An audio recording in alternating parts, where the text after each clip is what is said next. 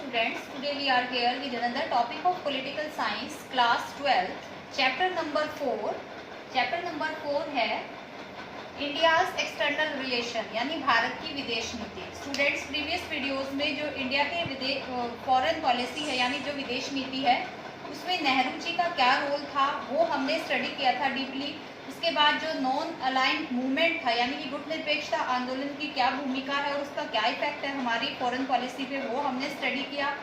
आगे इस चैप्टर को कंटिन्यू करते हुए हम जो स्टडी करेंगे वो करेंगे कि इंडिया की पॉलिसी विदेश नीति यानी कि किस तरीके की थी कि जिसके साथ उसके जो पड़ोसी देश थे या जो अदर कॉन्टिनेंट्स के देश थे जैसे कि अफ्रीका के देश या यूरोप के देश, उन देशों के साथ इंडिया के रिलेशन कैसे रहे हैं और किस तरीके से उन रिलेशंस में अप एंड डाउन रहा है, इंडिया के पॉलिसी का क्या इम्पैक्ट रहा है उन रिलेशंस पे।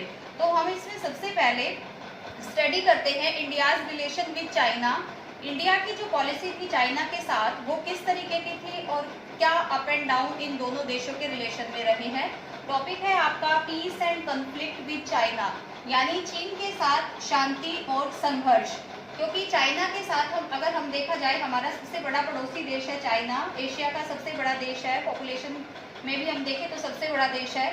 तो इंडिया के साथ उसके जो रिलेशन रहे हैं वो एक तरह से जैसे स्ट्रेट फॉरवर्ड नहीं रहे हैं, ये रिलेशन ऐसे रहे हैं कि अप एंड डाउन इनमें आता रहा है, कुछ न कुछ ऐसी चीज़ें होती रही है जिसके वजह से चाइना के साथ कभी भी रिश्तों में एक बैलेंस नहीं हो पाया है इंडिया का।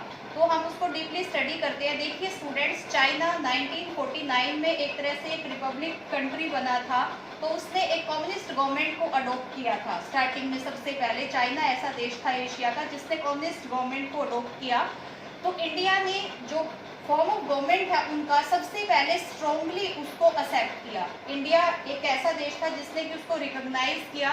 तो एक तरह से कहें कि इंडिया ने अपनी एक अच्छी पहल चाइना के साथ रखी, क्योंकि उस टाइम पंडित जवाहरलाल नेहरू चाइना के साथ अपनी एक स्ट्रॉन्ग फीलिंग रखते थे कि वो चाहते थे कि चाइना जो है वो काफ़ी अच्छे रिलेशन उनके साथ हमारे कंटिन्यू रह सकते हैं।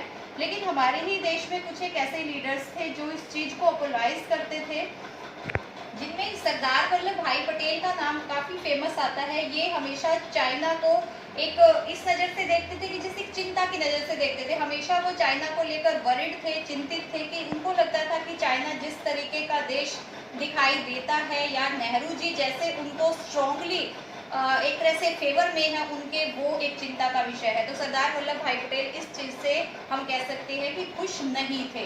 इसी के साथ 29 अप्रैल 1954 को चाइना के जो प्राइम मिनिस्टर थे उनके बीच में और इंडिया के जो प्राइम मिनिस्टर थे पंडित जवाहरलाल नेहरू के बीच में एक एग्रीमेंट हुआ था जिसको प्रिंसिपल ऑफ पंचशील कहा जाता है, यानी कि पंचशील के सिद्धांत कहा जाता है। सबसे पहले तो हम ये जान लेते हैं कि ये सिद्धांत क्या थे और बाद में इनका क्या इफेक्ट हुआ।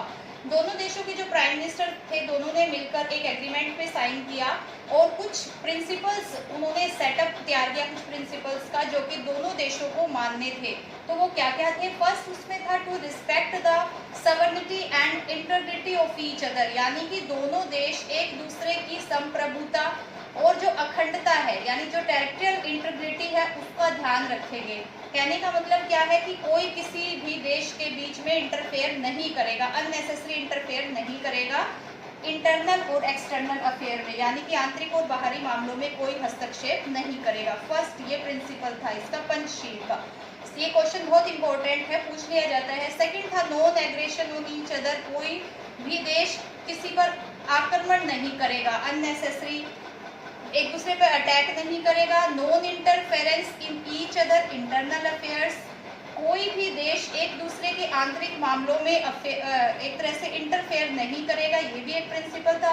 फोर्थ प्रिंसिपल था पीसफुल सेटलमेंट ऑफ डिस्प्यूट्स, यानी दोनों देशों के बीच में अगर कोई डिस्प्यूट्स हो जाता है या कोई झगड़ा हो जाता है तो उसका जो समाधान है वो पीसफुल तरीके से होगा।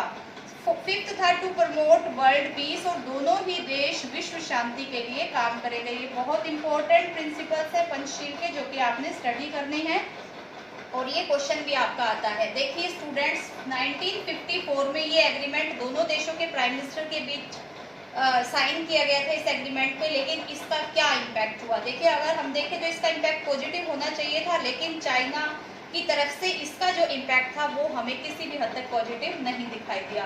नेक्स्ट आपका टॉपिक आ जाता है द चाइनीज इन्वेजन 1962, यानी चाइना ने चीन का जो आक्रमण था एक तरह से वो आक्रमण हमारे सामने आता है, जबकि एग्रीमेंट क्या था कि कोई देश एक दूसरे पे अटैक नहीं करेगा। अब जो आक्रमण आता है उसके दो रीजन इसके पीछे, स्ट्रॉन्गली दो रीजन इसके पीछे माने जाते हैं। फर्स्ट रीजन तो एक तिब्बत, जो एक हमारा जो प्लेट्यूज एरिया है इंडिया और चाइना के बीच में, जो आज चाइना ने ही एक तरह से ऑक्यूपाई कर लिया है उसको, वो इसका सबसे बड़ा रीजन था। तिब्बत एक अलग ही अपने कल्चर को लिए हुए एक रीजन था जो अपने अलग तरीके से रहता था, लेकिन चाइना ने क्या किया कि उसको धीरे धीरे एक तरह से अनेक्स करने की कोशिश की, उसको ऑक्यूपाई कर लिया। तो वहाँ के जो स्पिरिचुअल लीडर थे, दलाई लामा थे उस टाइम, उन्होंने इंडिया से इसमें हेल्प मांगी।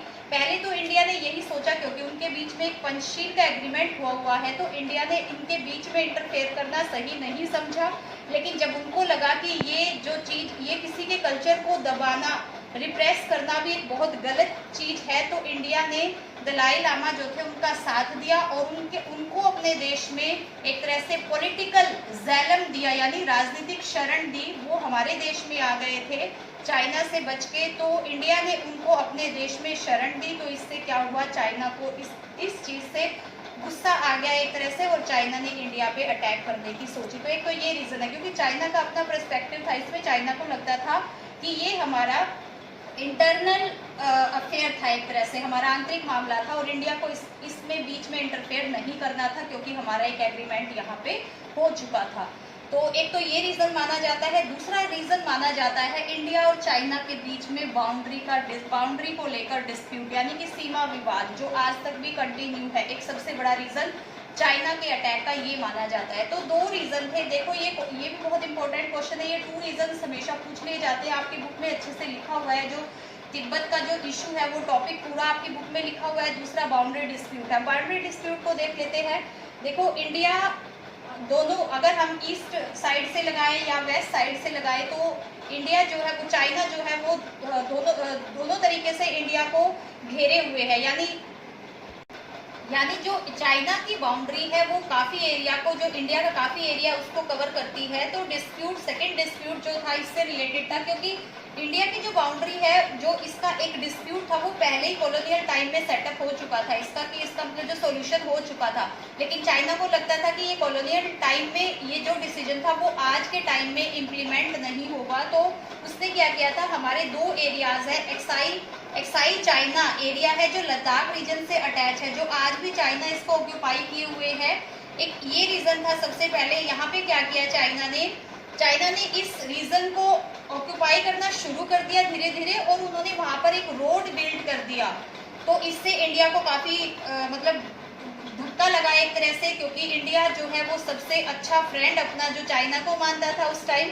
तो ये चीज़ इंडिया को उस टाइम अच्छी नहीं लगी। दूसरा, नॉर्थ ईस्टर्न फ्रंटियर एजेंसी, यानी अरुणाचल प्रदेश से अटैच ये हिस्सा है इंडिया का, जिसको चाइना ने धीरे धीरे ऑक्यूपाई करना शुरू कर दिया। तो ये दोनों जो टॉपिक थे, ये दोनों भी डिस्प्यूट के टॉपिक अराइज हो गए। और चाइना ने क्या किया, 1957 से लेकर 1959 तक इन दोनों एरियाज को ऑक्यूपाई करना शुरू कर दिया। और मैंने अभी आपको बताया कि उन्होंने यहाँ पर एक रोड बनाना शुरू कर दिया, और धीरे धीरे अक्टूबर 1962 में चाइना ने इंडिया पे अटैक कर दिया। अब इस अटैक में देखिए क्या हुआ, जैसे ही चाइना ने इंडिया पे अटैक किया तो इंडिया को इस युद्ध में बुरी तरह से हार का सामना करना पड़ा। अब इंडिया इस युद्ध में जैसे ही हारा, तो इससे क्या हुआ, एक सेंस ऑफ ह्यूमिलिटेशन की फीलिंग इंडिया के अंदर आई, कि उसके आत्मसम्मान को एक चोट पहुंची, क्योंकि जो इमेज इंडिया चाइना को लेकर अपनी बनाना चाहता था, उस इमेज को काफ़ी गहरा एक तरह से धक्का लगा।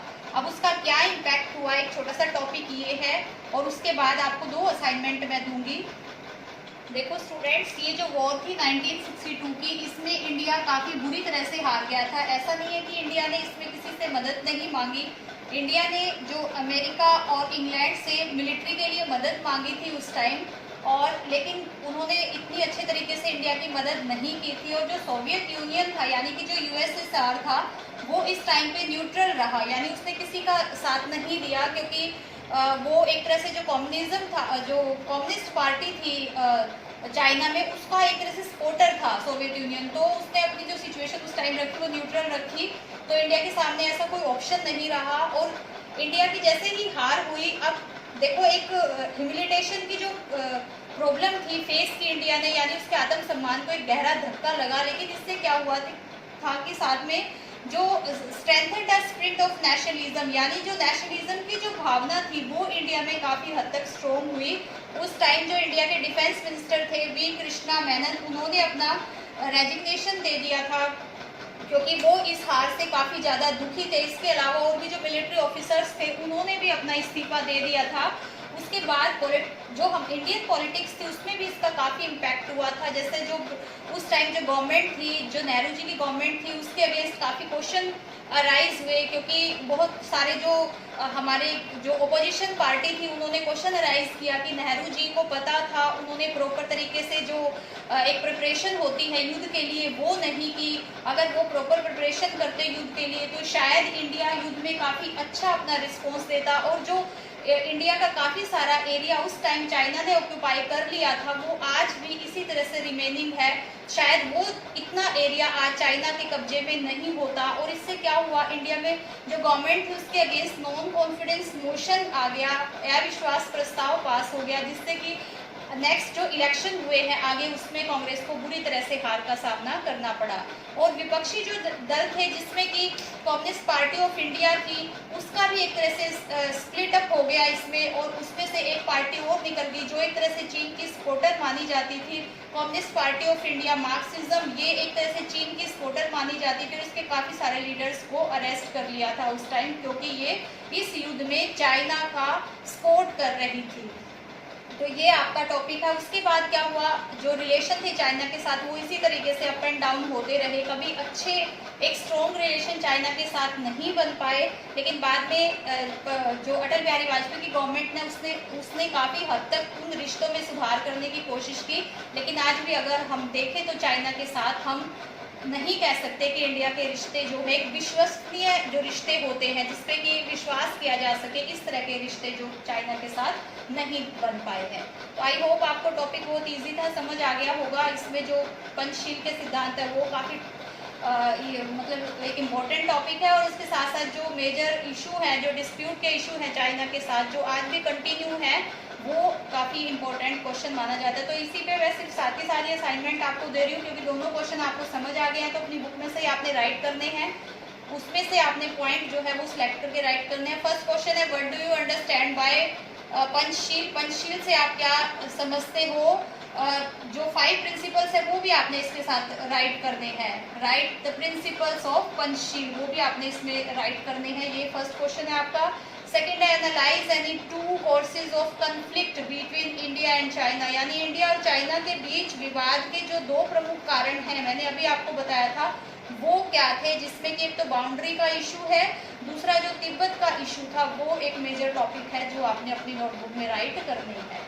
आई होप आपको वीडियो पसंद आई होगी और जो टॉपिक है वो भी आपको क्लियर हो गया होगा। तो आप इस असाइनमेंट को अपनी नोटबुक में राइट करें। Thank you so much.